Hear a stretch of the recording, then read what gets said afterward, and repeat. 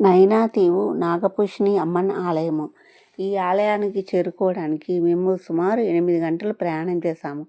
మేము చిలావులో బస్ చేసిన రిసార్ట్స్ నుంచి 8:15కు బయలుదేరితే ఇక్కడికి 4:15కు చేరుకున్నాము, కరిగుట్టవాన్ జెట్టి దగ్గరికి.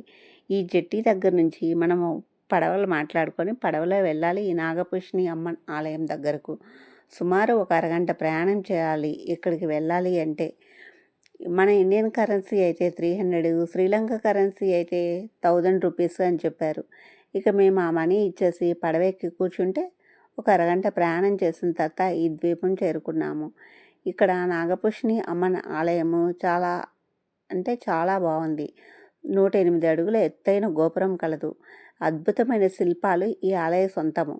ఈ ఆలయం గురించి 2-3 పురాణ కథనాలు ప్రచారంలో ఉన్నాయి. 64వ శక్తిపీఠంగాను ఈ ఆలయం గురించి పేరు.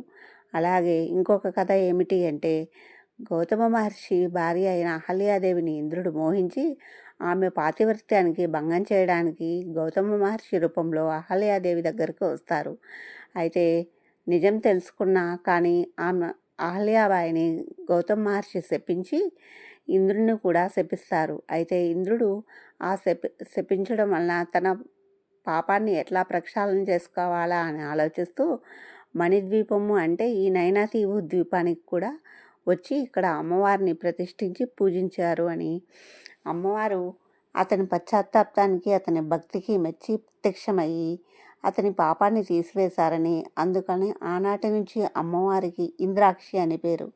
ఇంకొక పురాణ కథనం ఏమిటి అంటే, హనుమంతుల వారు సీతాన్వేషణలో భాగంగా లంకాయనం చేపట్టినప్పుడు దారిలో సురసాదేవి అనే రాక్షసి అడ్డు వచ్చిందని, ఆమె నన్ను దాటి వెళ్ళమని చెబితే హనుమంతుల వారి యుక్తితో సూక్ష్మ రూపంలో ఆమె నోటిలో నుంచి వెళ్ళి చెవులలో నుంచి బయటకు వచ్చినట్లు ఆ సురసాదేవియే ఈ నాగదేవత అమ్మవారు అని అంటూ ఉంటారు.